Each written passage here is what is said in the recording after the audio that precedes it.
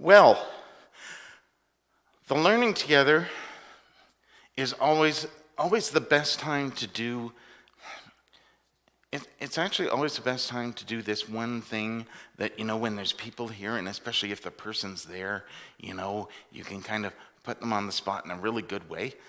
And so it's kind of awkward to do this when there's like nobody here, but you're going to have to, wherever you are, you're going to have to sing along with me. Because I happen to know, thanks to people who were kind enough to comment early when the service of the live stream started, that it's Iris's birthday today. And so we'd like to sing happy birthday to Iris and anyone else who's having a birthday this week or next. That's important. It's an important part of celebrating who we are as a family. So wherever you are, sing really loud. You are welcome to sing either happy birthday, of course, or if you know the Bashaw birthday song that they sing there, you're welcome to sing that one too. I'm going to sing that one just because even though we're in Ponoka, Iris is from Bashaw, so please sing whichever one you like. Happy birthday to you, oh happy birthday to you. May you feel Jesus near every day of the year. Oh happy birthday to you, oh happy birthday to you. Have the best year you've ever had. Amen. Happy birthday, Iris. Happy birthday anyone else who's celebrating a birthday this week, even if you're not 29 like Iris. So, can we talk about something really important for just a second? Not that that wasn't, because that is super important. Do you like making stuff? I like making stuff. I mean, I think we all, whether we want to acknowledge it or not sometimes, we all like making stuff. In fact, I think just because we're alive, we make stuff, right? Anything that's living makes stuff. We as human beings, we can do it sort of intentionally, but animals and plants and anything living actually makes stuff. We can make art. Even if you're somebody who likes to say stuff like they're not artistic and then goes and creates amazing stained glass work. Even if you're somebody who says they're not musical and then turns out you can sing, because, by the way, everyone can sing. You can make music. You can make delicious food. Yes, you can make plants grow by your care and love of them, right? And by planting them in things and caring for them. You can make all sorts of amazing things just because we are, and we can choose to make things. I think this is why I like to tell the creation story a little bit differently.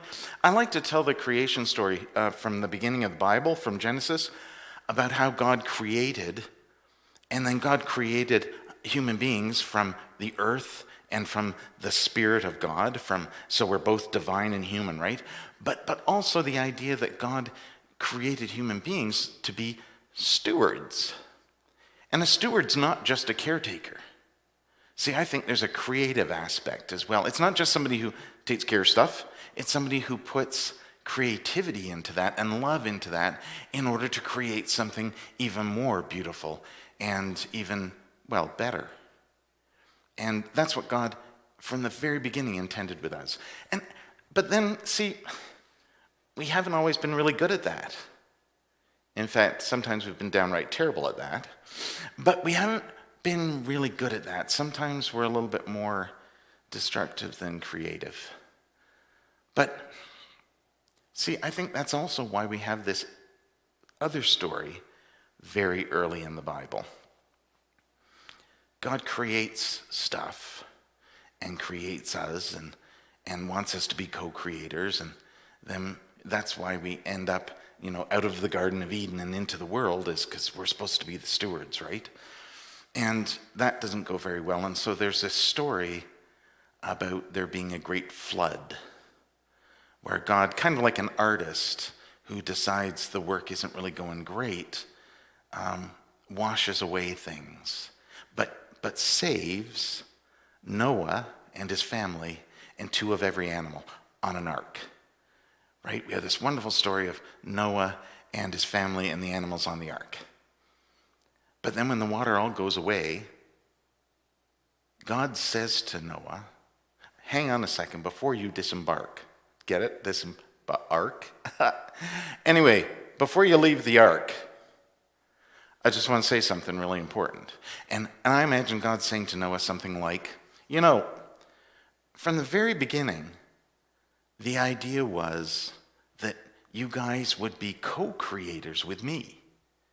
I was hoping you wouldn't just take care of stuff, but you'd work with stuff, like you'd work with the animals and you'd work with all of creation, all of this wonder with me to continue creating, continue growing, continue learning, continue making.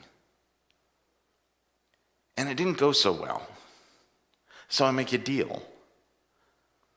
I promise to always be there. And you be co-creators with me. Not just taking care of stuff, but helping stuff grow and learn, helping make stuff, helping make a better world. And just to make sure that you understand that includes everybody and everything, here's a rainbow as a sign.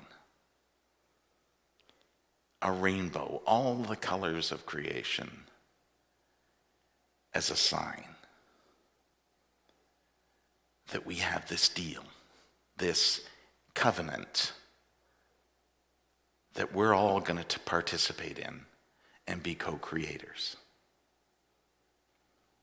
That's why as a sign the rainbow is so important.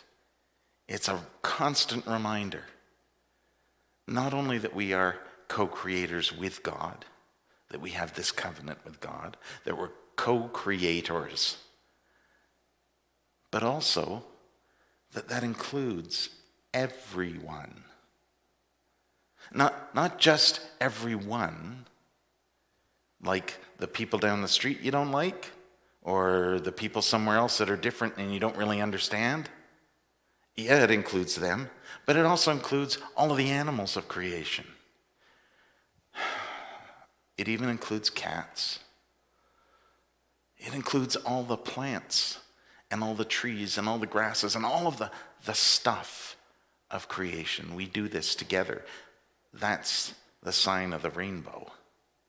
That's the thing, this thing we have with God, this covenant, to make the world be something wondrous and spectacular, even heavenly.